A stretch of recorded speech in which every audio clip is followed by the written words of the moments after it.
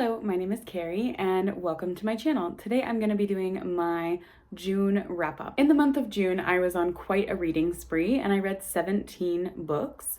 I was really shocked by this because the first few months of the year, I really had been struggling to finish a lot, and something about June really kicked off my reading, and there's quite a few different genres that I ended up reading from this month, which is a really great surprise for me because I also feel like in earlier months I've been really sticking to one genre or a couple of comfort genres. So it's great to see more variety in my reading, and I think that is also why I had such a better reading month, because I was feeling this pull to different types of books, and it meant seeking out stories that were really interesting to me and somewhat out of my comfort zone. Of those 17 books, 6 of those were physical books, surprisingly. 3 were ebooks and 8 were audiobooks. So I'm slowly building up my physical reading. This month I really wasn't in the mood to read a lot of audiobooks, even though the audiobooks are the majority of my reading. That was mostly in the beginning of the month. By the end of the month, I was reading much more physical or ebook copies because it was really what I was craving. And I'm hoping to read more physical books this summer, especially once I go back to the US, where I will have a larger collection of physical books to pull from. In terms of author background, 4 of the authors I read from have Asian backgrounds. 3 were Indigenous authors, 1 from the Blackfeet community, 1 from the Nuksak, which is one of the branches of the Coast Salish community, and 1 Nimi Pu author, which is a part of the Nez Perce community. And then the last 10 authors, 5 were white and 5 were black. The countries that I read from were the United States, Mauritius, the United Kingdom, Australia, and Vietnam. My average star rating was a 3.6, and there were 6 books this month that included queer themes or were written by queer authors. Those are all the statistics that I have to share with you for this month. Now let's start talking about the books. I'm going to discuss books this month from the genres that I read the least from to the genres I read the most from. I'd like to start with horror, and this one book was Mapping the Interior by Stephen Graham Jones. I gave this one a 3 out of 5 stars. This is my second of Stephen Graham Jones's books, and I really love his writing style. I think it's something really engaging for the reader. This constant questioning of, is this real?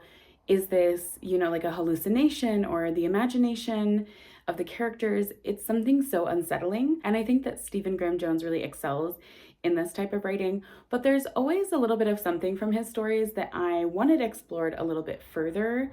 In this one, my issue was we follow this young boy who has lost his father. His brother is experiencing some type of mental health issue, and his mother is really struggling.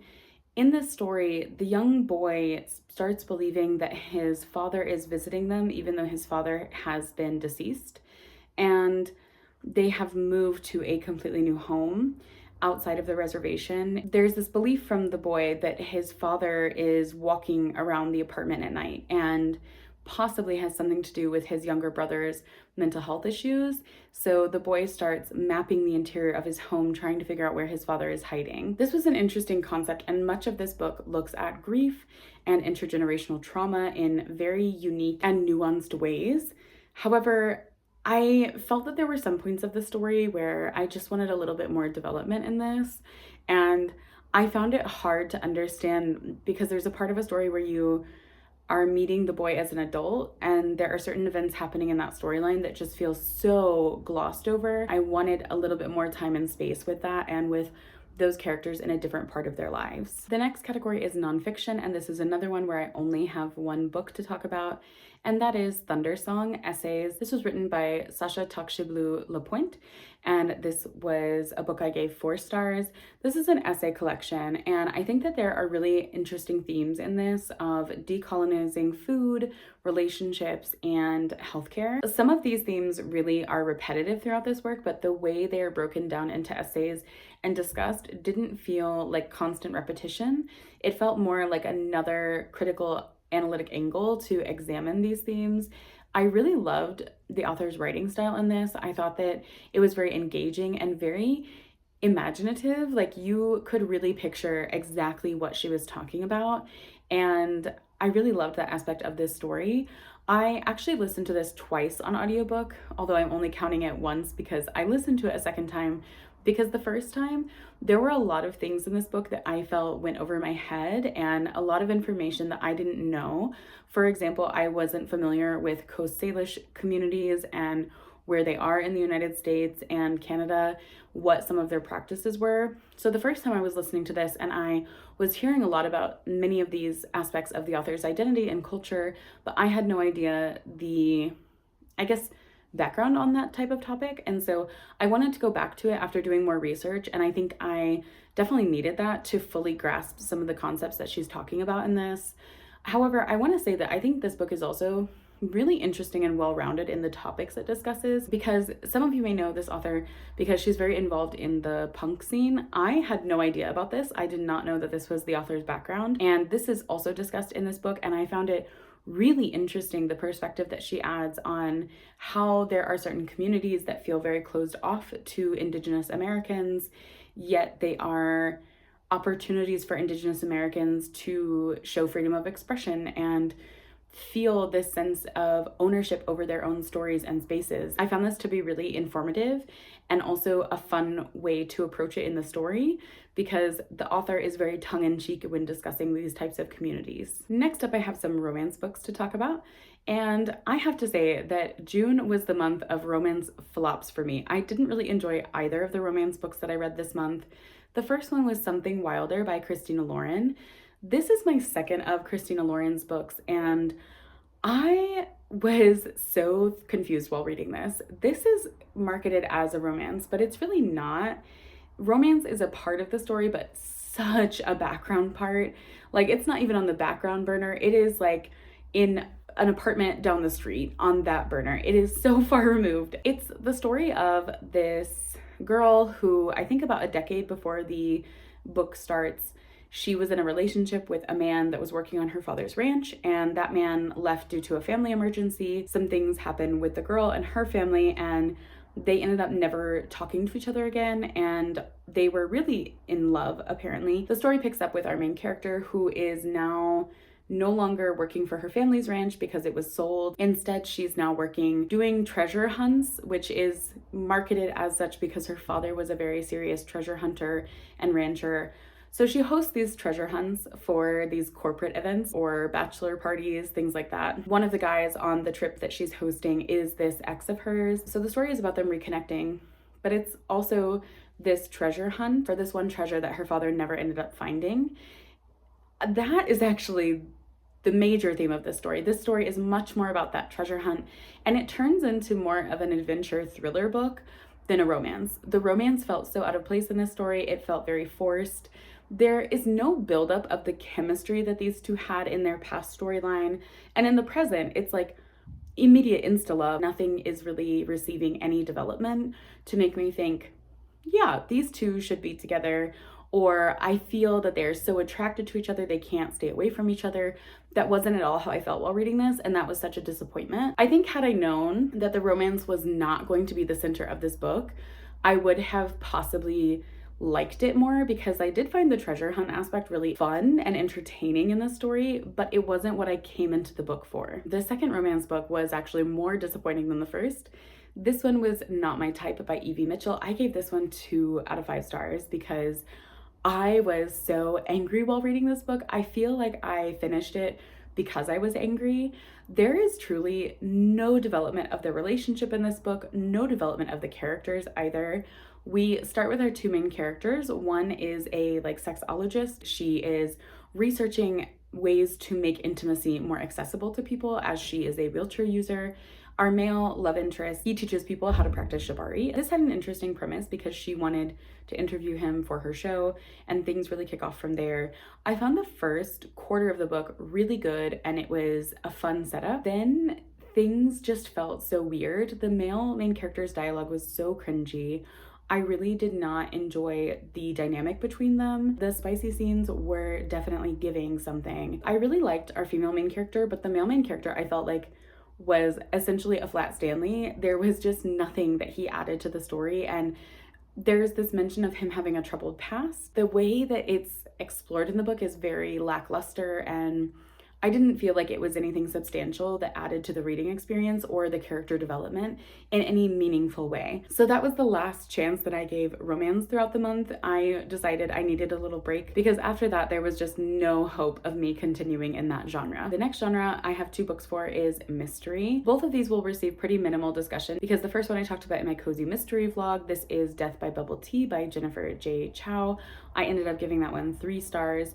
And the next one, Everyone on This Train is a Suspect by Benjamin Stevenson, I also gave 3 stars, and this one will be in my sequel to Cozy Mysteries vlog, which should come out in July.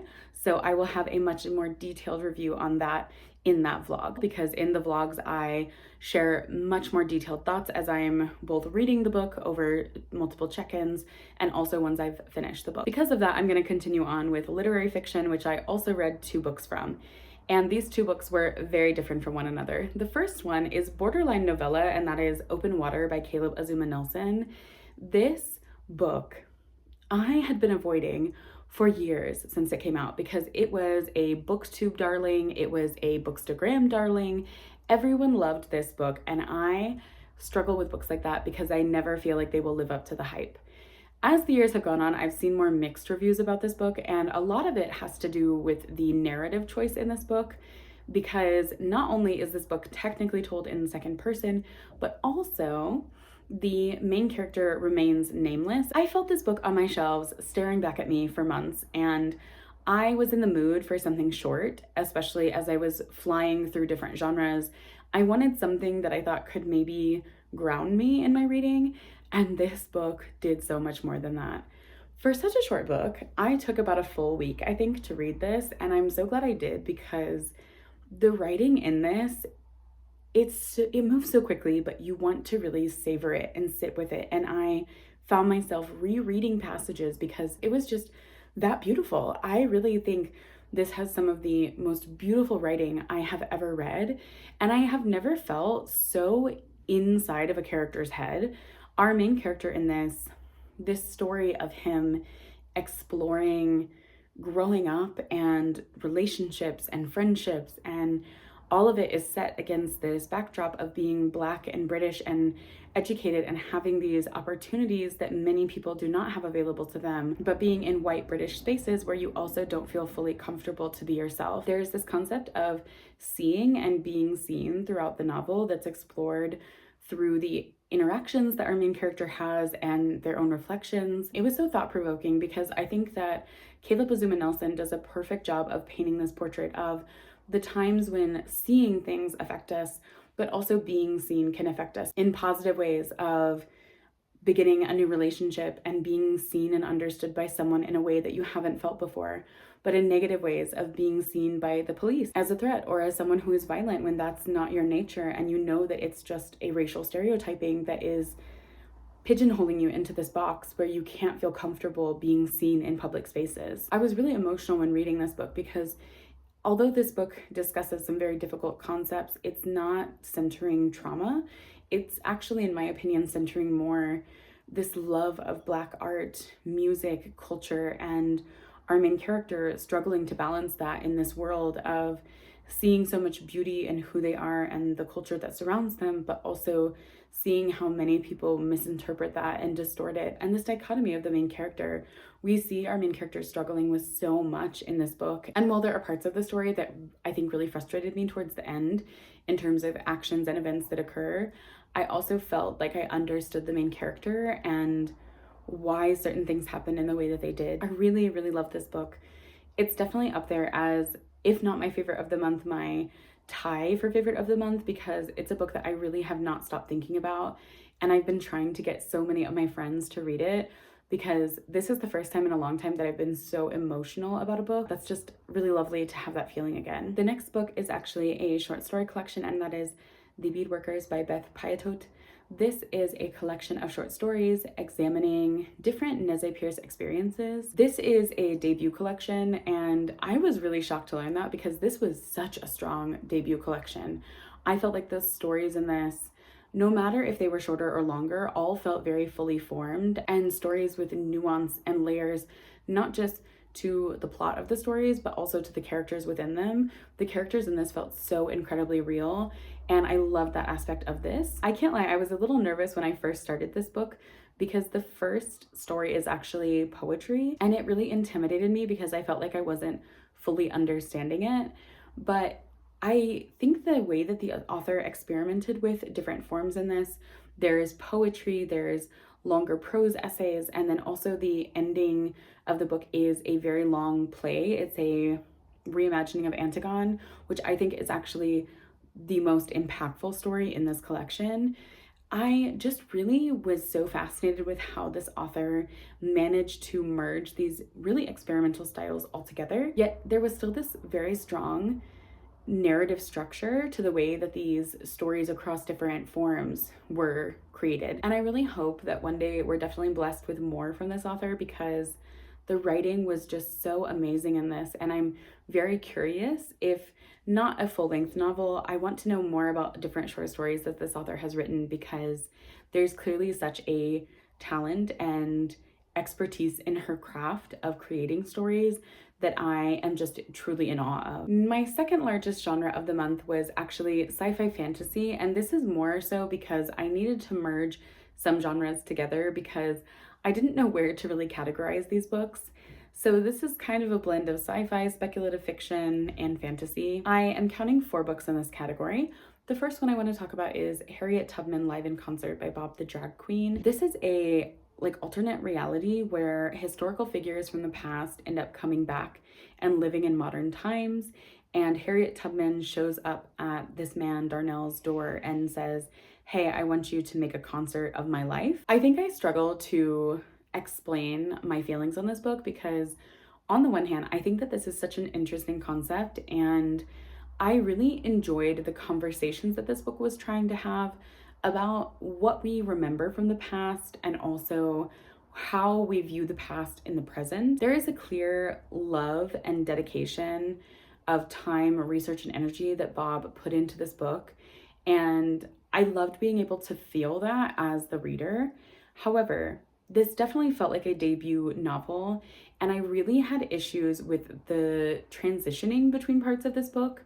There were these really odd transitions between chapters, and also there was this odd structure to the book. I think some things needed to be reorganized around to make it flow more cohesively as a story. There is really a majority of the book where we don't get any information about Darnell, our main character, and by the time we get it, it explains things from the beginning, but I felt like it was a weird info dump way that it was expressed in the story, and I didn't particularly enjoy that. I also was really hoping in this that there would be more world building explaining this phenomenon of people coming back. The limits of this are not really clearly defined, and also the way that this happens isn't explained. I found this to be a major gap in my reading experience for this, because while I love the story of Harriet and Darnell and their friends all working together to make this concert happen, I had so many questions about what this world would look like and what that would mean if, everyone that had ever died was just magically back on Earth. I mean, talk about the sustainability problems first. I get that this is maybe not the intention of this book, but the way that this was integrated into the story, it needed to be explained a little bit more for me to understand how this was being set up. Let's move on to the next 2 books. This was a series that I started throughout the month, and I fell in love with this world.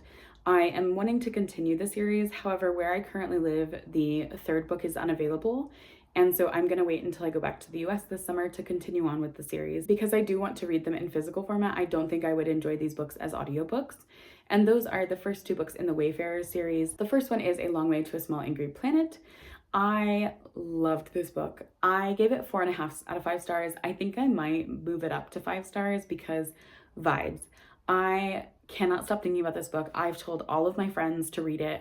I have forced 2 friends to actually read it. One of my friends is currently borrowing my book right now, and I'm so happy because I want everyone to enjoy this series. This is the book that's definitely tied with Open Water as my favorite book of the month because I cannot stop thinking about it. I loved the world building. I thought it was so fascinating how all of these cultures and planets and different species are crafted, and yet it never felt like an info dump. Sci-fi is a genre that really heavily intimidates me, and this book showed me that it's possible to approach it in a way that is, I don't want to say more accessible because I don't think that was the intention of the author, but I think it was just so well crafted in this story that it felt more accessible to me. So it made sci-fi feel so much less daunting in that aspect. I just really, really loved this. And the second book, A Closed and Common Orbit, this one is actually a direct sequel to events that happen in the first book.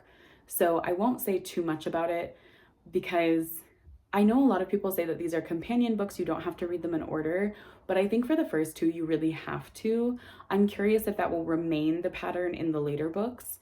But the second book, I didn't love it as much as the first one. I still really enjoyed it though and found myself flying through it. I read the second book in, I think, maybe a day and a half, maybe 2 days maximum, because I was still that invested in finding out what happens, in learning more about the world that is this universe that Becky Chambers has constructed. The second one I gave 4 stars though. I think it was just a little bit too sad at times for me. I felt in the first book so hopeful and invigorated when reading it and learning about the galaxy. It was just something so special that was created there. And this book definitely explores darker aspects of this galaxy and made me so sad because I think it really reflects things that are happening in today's world. That was a very somber reminder that even in fantastical settings, there are still very cruel, inhumane things that can happen.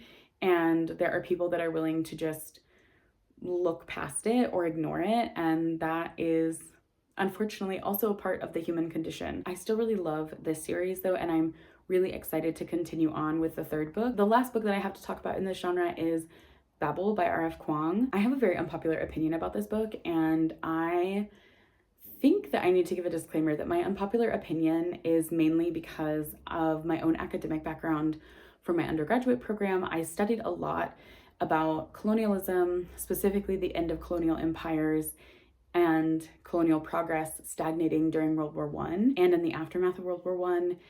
This book is set in the 1830s, 40s, I think, and it's a reimagining of the British Empire where translation is a source of magic related to silver in this world. We follow this main character who has been basically raised to attend this language institute, but realizes that this institute is basically the foundation of sustaining the British Empire. My disappointment in this book comes from that I felt like this was a very surface level exploration of colonialism and decolonial theory. I expected a little bit more with how people talk about this book. While reading this book, I kept asking myself, okay, and what is the point of this? Because colonialism is bad. Yes, I already knew that before reading this book. Translation can become a means of exploitation that fuels the goals of an empire to reach places more easily because they have access of means to communicate with them. Yes, I knew this already. Colonialism relies on exploitation of the people in the colonies. Yes, I knew this already. There are so many aspects of this story that I think because of my own background, I already had this information. So it did not feel like it was this incredibly groundbreaking book. I think that this is a book where if you have a very basic level understanding of colonialism, then maybe that would be something that would be really incredibly powerful to you. And I'm not denying that this book is still powerful in its own way, but I personally didn't find that there was much nuance to how this was explored in this story, and I think that this is written for a very specific audience, and I am not that audience. That's all I'm gonna say about Babel. I could go on about this, and maybe I will in future videos discussing this book, but I, for now, just have to say I was really disappointed by it. Final genre I want to talk about is poetry. I read 5 poetry collections this month, and I started off with a really amazing one, and that is Becoming Ghosts by Cathy Lin Chi. This is a collection that was so incredibly fascinating. It is exploring the legacies of the Vietnam War and colonialism of Vietnam through this reimagined lens where the poet is kind of serving as like a director, framing, cutting, spotlighting her family's story. She's recentering them and giving them ownership over their own narrative. I think that the author's note in the end of this was really impactful because it explains how the author really wanted to make this intentional because of her frustration with the way that the media portrays the Vietnam War and Vietnamese people in relation to the Vietnam War, and then how in the aftermath of this, what has happened in Vietnam, but also how Vietnamese people are treated in the US is something that needs to be examined outside of the Western lens and needs a person coming from this background to explain, like, there are certain stories that are presented about a conflict, and there are other voices and stories that are silenced and never shown to the public. And this is a big problem in relation to the Vietnam War in the United States, because many people do not understand why we were in Vietnam. They don't understand what happened there. They don't know why troops were controversial, and then when those troops came back home, they were treated very poorly. It's a war that we lost in shame, and people don't understand why this happened but are still angry about it happening. All of that is completely ignoring what actually happened in Vietnam to Vietnamese people and their country, because that is actually more devastating than people in the United States who have a very warped perception of this conflict. I'm really hoping that more people pick this one up, because I haven't heard a lot of buzz around it, but it is truly an amazing collection. Next, I want to talk about Scorched Earth by Tiana Clark. I gave this one 4.5 out of 5 stars. This was a beautiful collection examining the poet's divorce and then also her journey into exploring her own queerness. There are a lot of poems in this that are also exploring poetry as an art form and showing this deep love and appreciation for poetry and the poets that came before Tiana Clark. I really loved this collection because not only is it this very personal, vulnerable expression of the poet, but also there's this unique vulnerability in showcasing this love of poetry as a form and a craft, and the respect that she gives to these poets that have shaped both her own poetry and her views on poetry, but also the genre. And it was just such a lovely collection to read. And I think that Tiana Clark's poetry style really spoke to me, and I'm interested in reading more of her collections now because this was my first experience with her work. Then I want to talk about When the Night Agrees to Speak to Me by Ananda Devi. This was translated from French by Kazim. I gave this one 3.5 out of 5 stars. This was my introduction to Devi's work. I know she has a book, I think it's called Eve Out of Her Ruins, that made the rounds on BookTube like a few years ago. I think it was about prostitution in Mauritius at the time. This is just a poetry collection, and there's also a mix of some longer prose pieces in this. A lot of these poems examine relationships, women's bodies, sexuality, and inner emotions about life in Mauritius, and also this push to confront violence and colonial legacies that have led to violence and violence against women within Mauritius. I could understand the author's emotions and feelings put into this. I feel like I learned a little bit more about Mauritius in reading this. The edition that I read was French on one side and English on the other, and I don't know if just this process of having to constantly skip between made me feel like the structure of this collection was weird, or if it was actually weird. That could just be my own issue as a reader, but something to keep in mind if you're going to have a bilingual copy of this.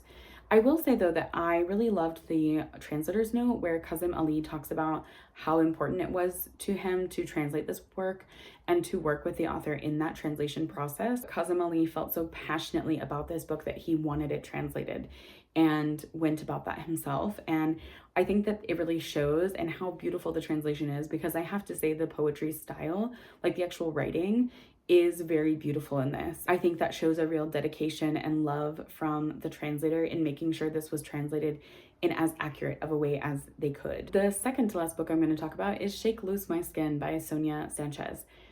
This is a collection that I didn't fully realize is a blend of previously published poems and new poems. However, the very last section of the book is actually the new poems, and I have to say, it was kind of disappointing. The new poems were not particularly my taste. There were some previous sections that I really enjoyed, but they were quite literally a handful of poems that had been taken from previously published collections and just put into this one. And I don't like that. I think that it really removed these poems from the context they're supposed to be read in. It made for a very weird and disjointed reading experience. Had I known that before starting this book, I think I would have gone back and just read her collections that the poems were originally published in. I thought this one would have much more newer poetry in it, and that the selections for this collection would make sense with those new poems being added to it, or that there would be this overarching theme across what poems had been selected from previous works, and that was not how this felt to me. I gave it 3 stars. I can't lie that I was disappointed in it, but I did like some of the sections enough that I want to go back and explore those in the actual context I believe they were supposed to be read in. The last book I'm going to talk about is Black Movie by Danez Smith. Danez Smith is one of my favorite contemporary poets.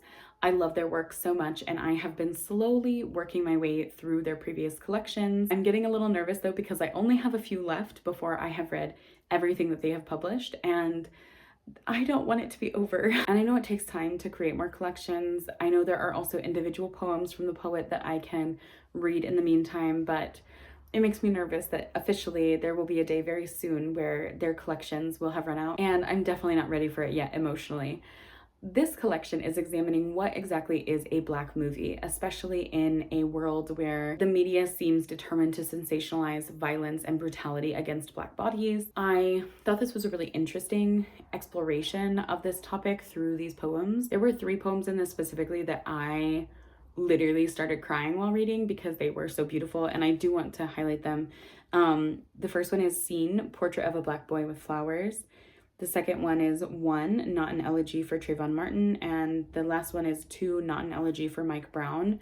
I thought that these were the most standout poems in this collection for me, and they're ones that I spent a lot of time going back to and reflecting on. There's just something about Danez Smith's writing style that is just so visceral and emotive, and I am forever grateful that they have shared their work with the world, because what an amazing voice to have. Although I didn't end my month with that, it was definitely a highlight of my month to continue working through this poet's works. Well, that concludes all the books that I have to talk about for the month of June.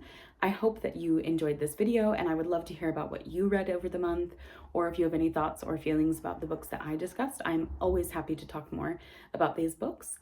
I thank you so much for watching, and I hope you enjoyed this video, and I hope you have a happy reading month ahead of you. Happy reading. Bye.